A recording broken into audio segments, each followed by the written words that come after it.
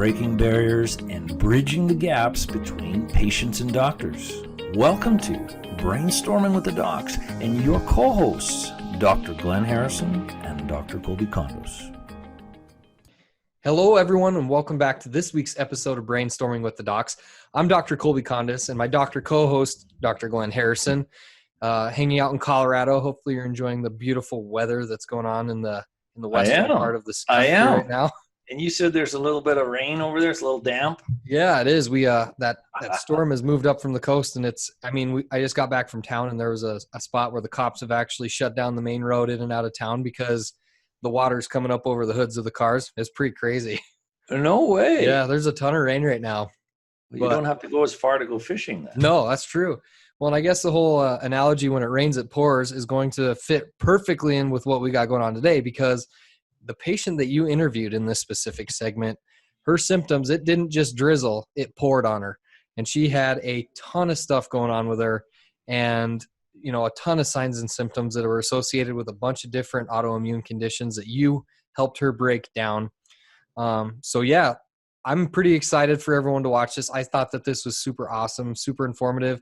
And I think that her case in particular, for me, really showcased the dramatic results that people can get in the event that they find someone that is qualified to help them do it, and then they implement all those changes in their day-to-day lives. I think that's right. I think what was really interesting about this case is time and time again, I know you see this as well, Dr. Kolby, where there's these very bizarre symptoms that no one has an answer for, and then it can be tied into autoimmunity. There's no diagnosis, there's just symptoms, and it's just the way it is. And I talked to her a little bit about that, but I think it's really exciting once those symptoms start to disappear. So that's kind of why I like this, because people can see how their symptoms could be related to something that they're told isn't, but it actually is. Yep, 100%. That's what makes it exciting. Well, without waiting too long, let's just get right into it. Here's Dr. Glenn's interview with, what was her name? Sara Catt. Sara.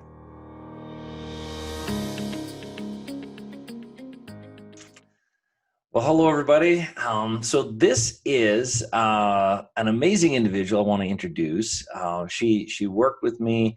She's been through the mill, but she prevailed, and she's doing much, much better now. I wanted to really share her story. And Sara, we were talking about that just before we started of what your story was. So this is Sara Catt. She's in Colorado here. And she has one of her fur babies with her. This is probably going to be maybe part of the interview, so that's pretty cool. Say hi, Sara. Hi, how's it going? Very good, very good. So what I wanted to do, Dr. Kolby and I, when we started this brainstorming podcast and videocast, one of our taglines was, breaking barriers between patients and doctors. And one of the easiest ways to do that, I believe, if there ever was an easy way, was to hear the other side of the story. And I think I really want to discuss about what your not what your experience was really in the clinic, because I don't really care about that personally. Maybe other people do, but I want to focus on what your experience was before, with the diagnoses, with the, going from different doctors and all of that. Tell us a little bit about your history and what you were feeling and what your symptoms were and what your diagnoses were. Sure. So I would say all of my symptoms started back when I was about 14, maybe 15. I was grooming our family cat, and I got bit by him. I ended up having to have emergency hand surgery.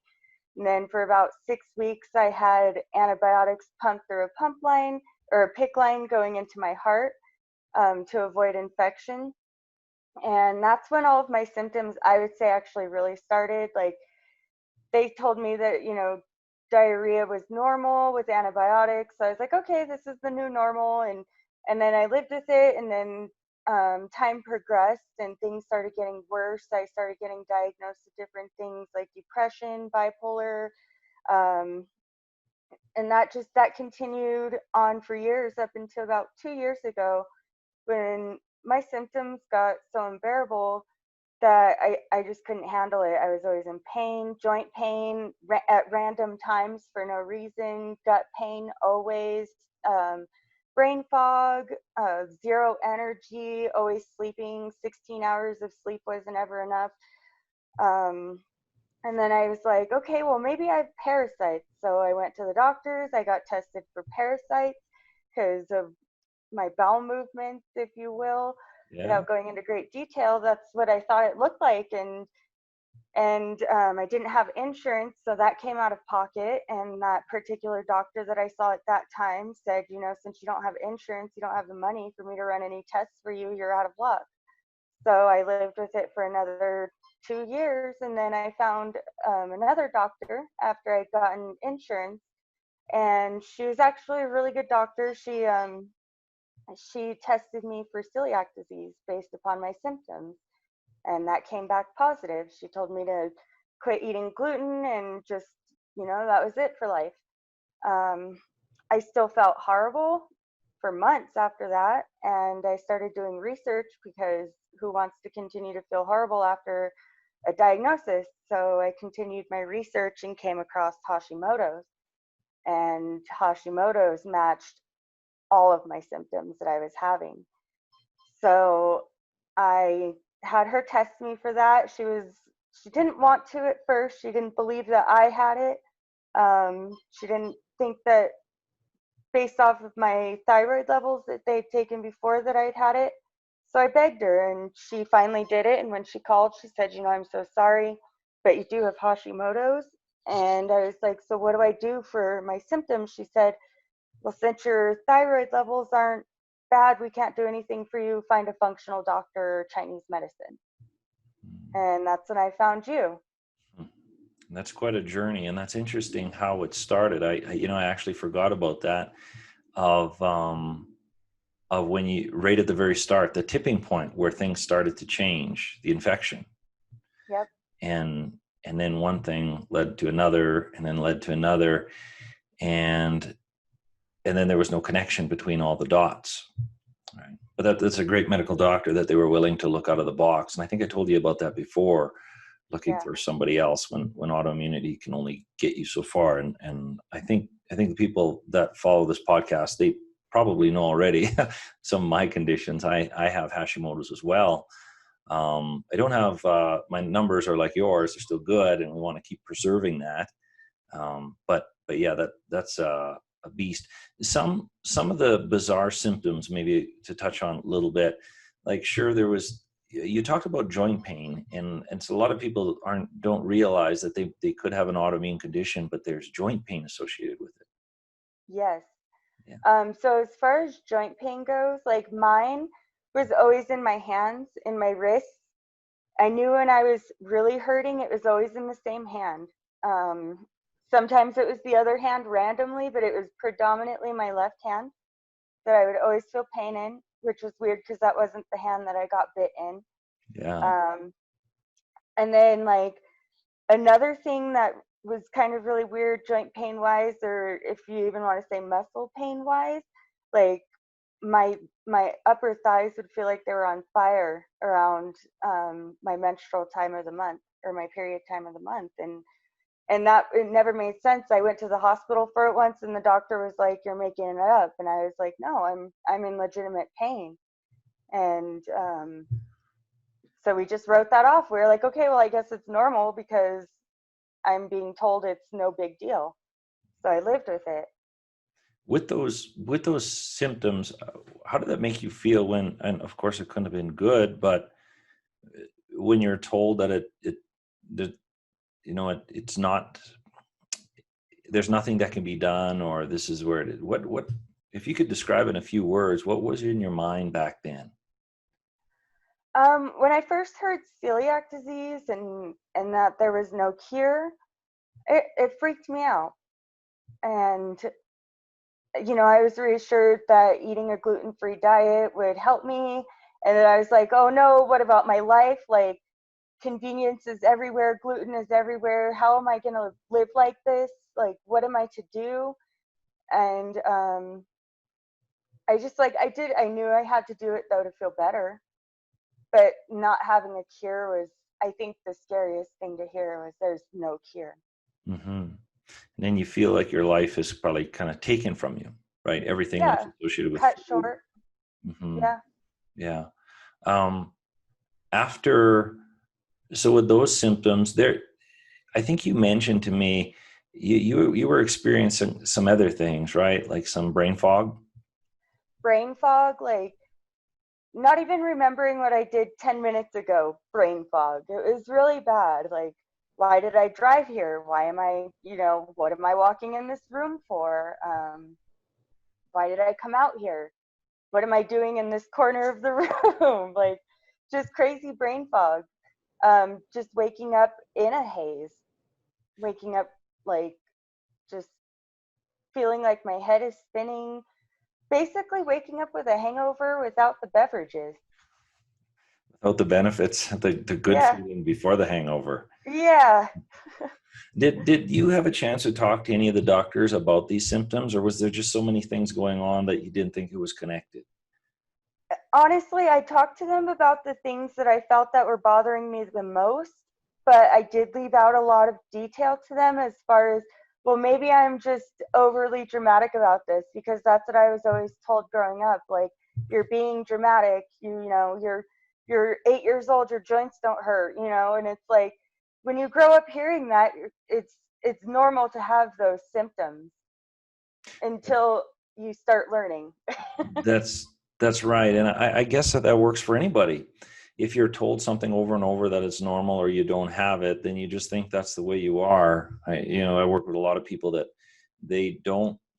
When I ask them about their symptoms, they don't know anything different. So it's actually they're normal, and then when they start to pull out of it, when the symptoms start to disappear, that's when they notice it. Whether it's they're accomplishing more at home, or they're able to work faster because they can remember things. I don't know what you. So after all of that darkness, if you will, and this podcast for the audience is more really about Sara's story, but autoimmunity. And for people that are suffering with these things, there's connections between these symptoms where people don't, and the traditional medical system, most of the medical system doesn't recognize these connections. And Sara's a case of these connections are real. We see it all the time. But when you were going through all of that, and then we met, and then we started to put some pieces together, or at least try to explain them. And like you said, some of these things you've had for a long, long time, you just thought it was normal. Once those things started to lift, well, I know it's a good feeling to know that there's hope, and then that there's connections between these things. And it's probably a whole nother story. And I do get this as a whole nother thing when people come in and they're like, I can't see this changing. Was there any of that? At first I was like, I don't know, I've lived with this for so long. It really truly is normal to me. Mm-hmm. Yet I still knew something was wrong. Like, deep down, you still know something is wrong. Um, and I don't know, I think with having more of an open mind going into it, not hearing the functional medicine until my Western medicine doctor had mentioned it, I was like, I mean, what's the difference? If there's no cure, there's no cure. I just need to eat gluten free.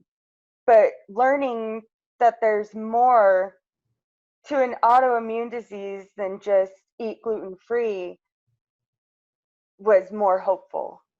That's right. Yeah, that there was something else that maybe could have been done, right? Kind of creating hope. And Yep. hopefully for anybody that's listening to this or watching this, because it's via video and audio, that's what I want people to take from this podcast is there is hope. There is hope. Things can be done. And everybody's level, just like you, Sara, everybody's level of autoimmune damage when they come in, or disorder, is different, and their outcomes will be different.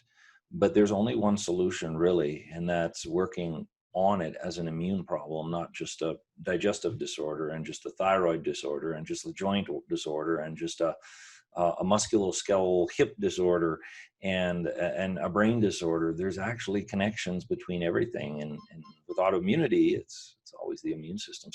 So briefly, once we started, when it was work, well, I'm not going to tell anybody on this podcast that it was hard work. a magic pill and everything gets better.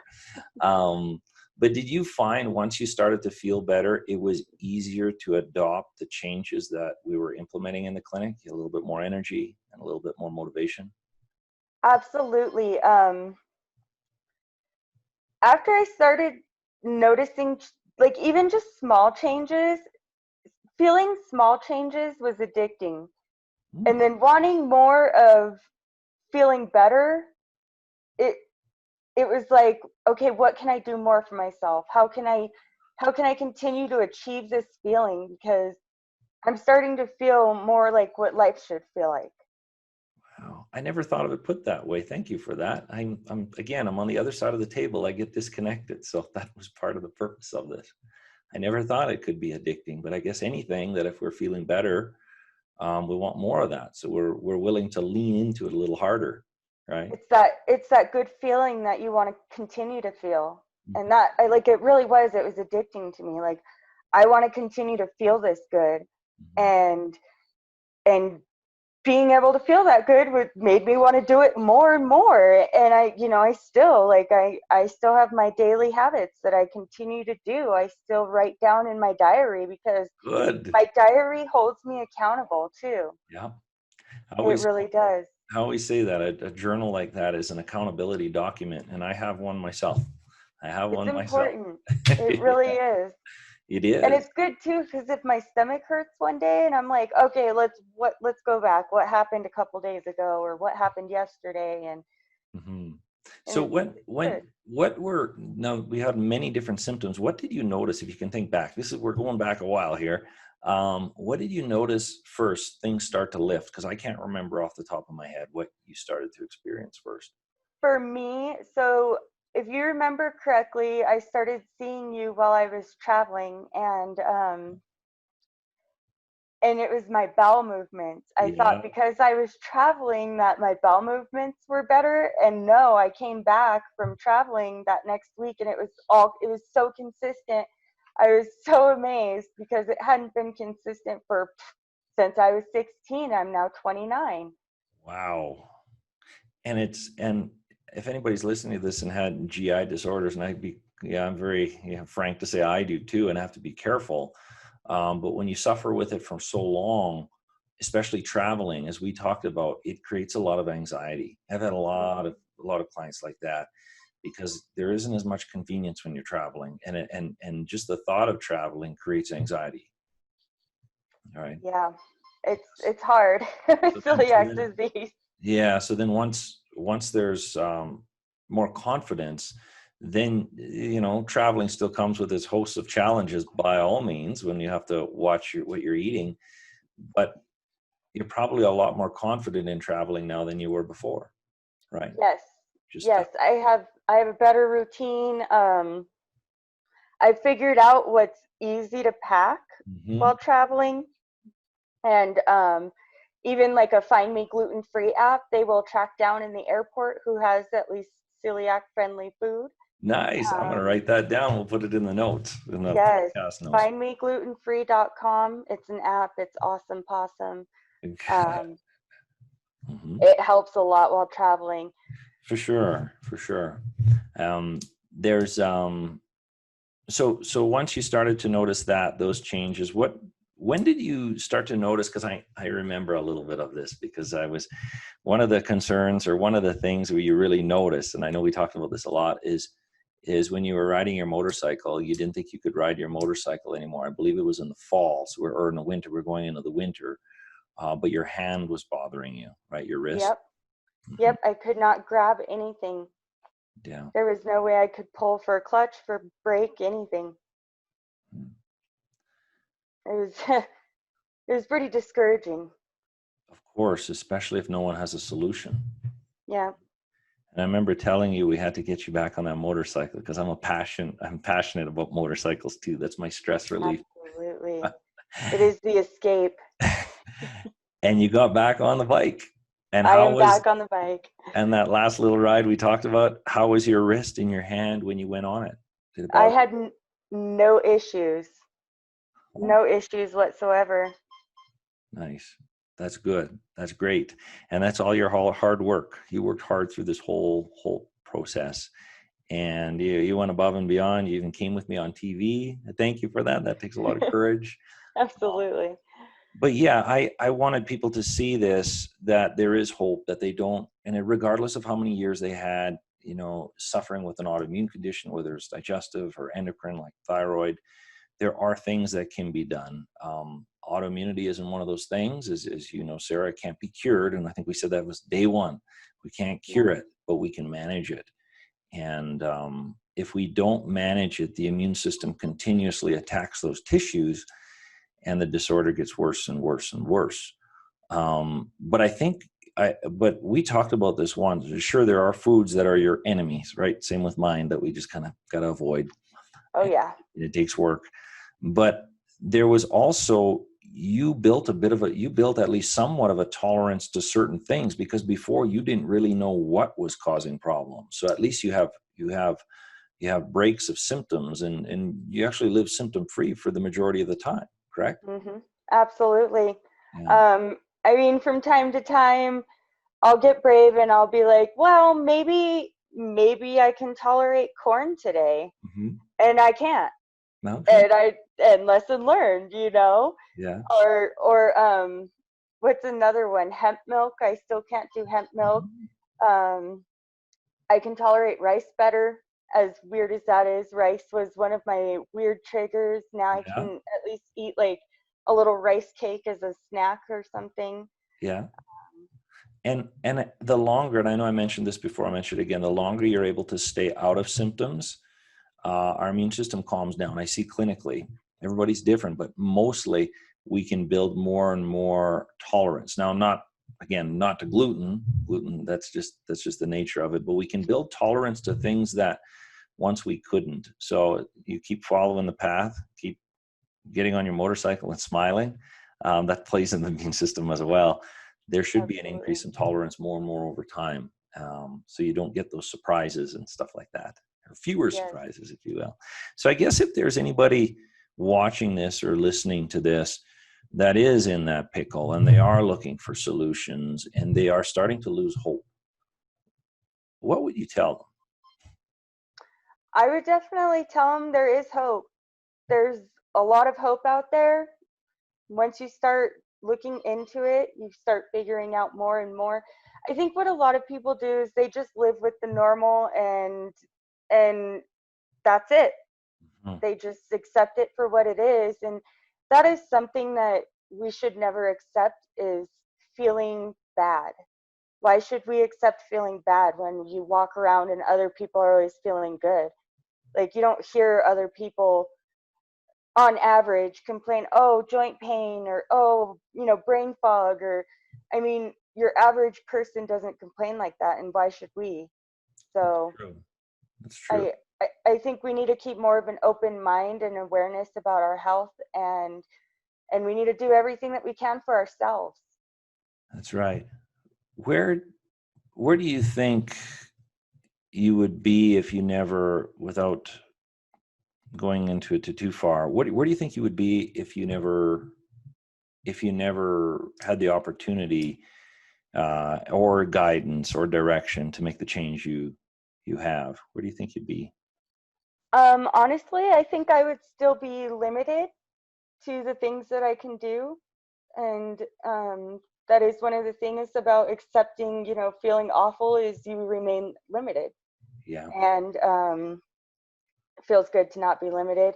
I would probably still be extremely overweight. I calculated I lost 62 pounds in this whole journey. Phenomenal. I'll have to put up your picture if that's okay. Go for it. Okay, Yeah, thank you. absolutely. You can see a huge difference. It's crazy. It's insane. You look amazing. Even looking back 2 months ago, I'm still continuing to lose the weight that I've never been able to lose. So, I mean, Yeah. hard work, It is. It is. But once you get on the right track and you turn it into, we always hear people say, it's just a life now. I think what you said is very powerful. I think when you start to feel good, and I never thought of this, I'm going to use it. When you start to feel good, it becomes addictive. So you keep doing what makes you feel good. When you truly feel it, it's not just hypothetically, it's good for you, take your vitamin because it's good for you, but you actually start to feel better. You lean into it more. And then the longer you lean into it, then it turns to more of a lifestyle versus a fad diet or a fad something, right? Absolutely. Like when you told me to cut out sugar, I was like, what?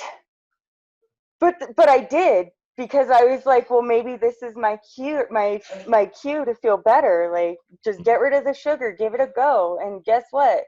Cutting out the sugar, I believe, really helped with a lot of the joint pain. Yeah, sugar is like a fire for autoimmune, a fuel for autoimmunity. So Yep.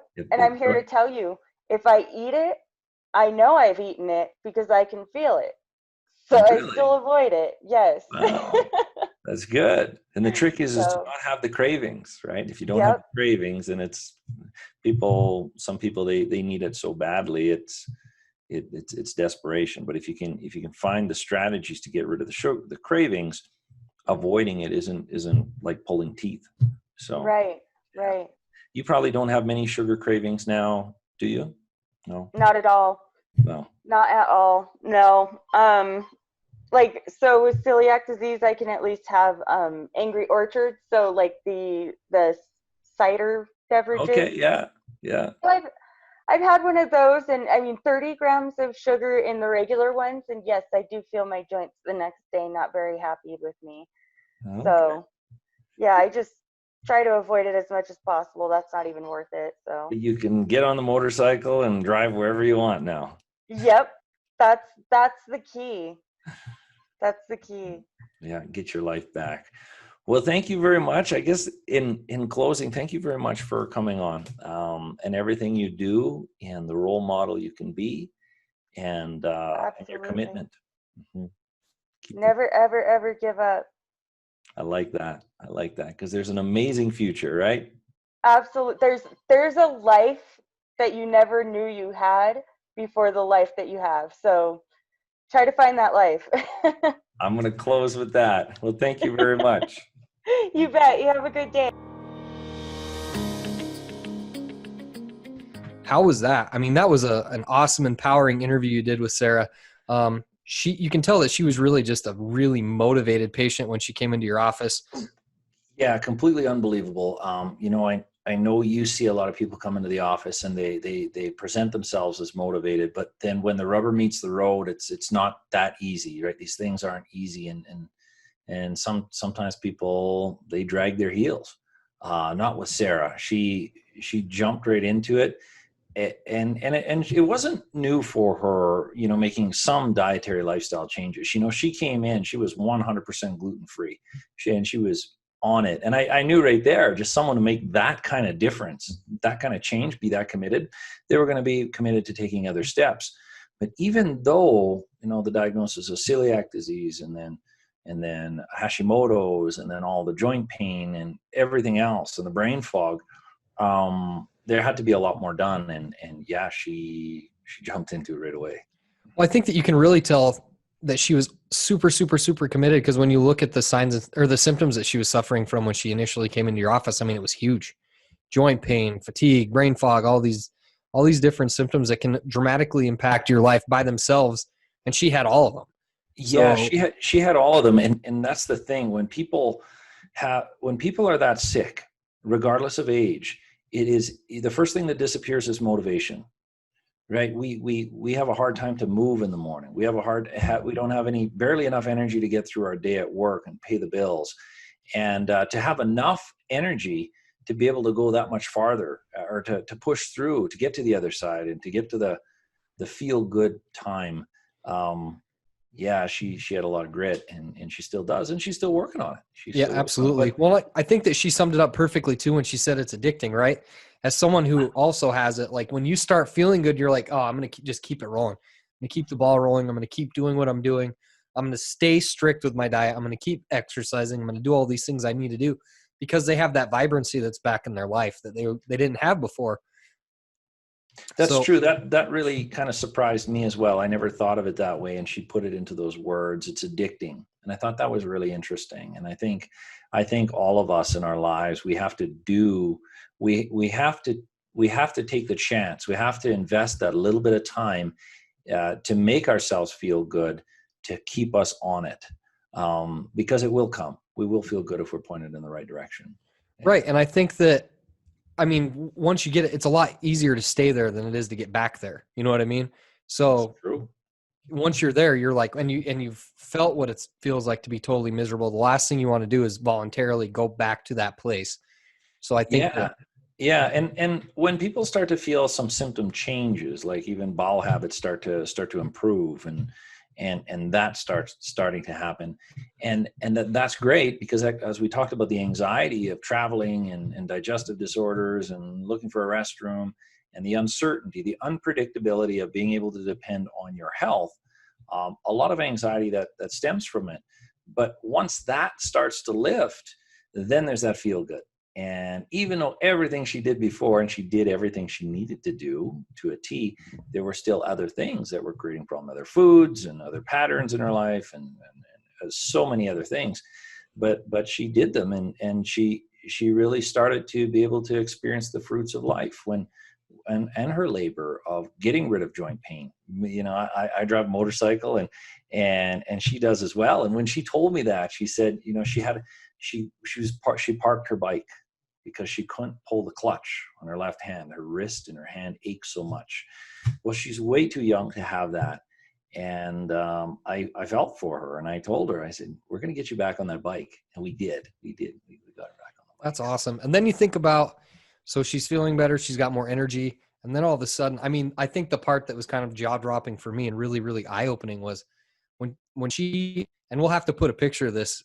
Yeah. I'll put it pre and post mm-hmm. because I'm interested. Just from my aspect. I mean, she lost a ton of weight, so you can really tell that she was committed and motivated to get healthy because I mean that was a significant amount of weight. So if you're listening to this and you suffer from all this type of stuff, there is the possibility that you can get better. It might be a lot of hard work. It might be that you need to put in place a team of qualified people and really motivated people who aren't going to coddle you, who aren't going to give you the easy answer, who are going to hold you accountable. But there is the possibility that you can get better. So don't stop living. Exactly. And I want to add to that, you know, when people hear of new strategies to fix their problems, whether it's health or anything or finances, we're all looking for that quick fix. This isn't a quick fix. As I talked with Sara, this isn't a quick fix. But this isn't an anomaly. I also want to say it that way. And I know you know this, Dr. Kolby, the clients that you see, this isn't an anomaly. With the right approach, the right discipline, this is more common than not with these disorders. More common than not, meaning the symptoms, not necessarily the weight. 60 pounds, that is heavy, that's significant. But we do see that, and I know you see that in your office as well, where there's massive weight loss when people are healthy. And I know we've talked about this. We did a podcast on weight. I think we did. I know we did so many. But talking about, I guess I should know. It's getting a lot. We've got quite a few here. But weight is always a symptom, and that's exactly what was going on with her. It was just a byproduct, the body shutting down and starting to hold on to storage. So anyway, I was so impressed with that girl and what she's been able to achieve and what she's going to continuously achieve in her life. Absolutely. Nothing's going to hold her back. So absolutely. Very proud of her. Yeah. Well, if this was your first time watching or listening and you found this interesting or found that you got a little bit of value out of this and you have questions about your own health or even aspects of healthcare that you don't really understand and you want answers to, you can always reach out to us. We have an email, which is info@brainstormingwiththedocs.com. We have information on our websites. Mine is www.northlakeschropractic.com. Dr. Glenn's is www.drgharrison.com. Or you can leave a comment on the podcast or the video cast, and we'll do our best to get back to those. And until next time, I'll talk to you later, buddy. All right. It's been great.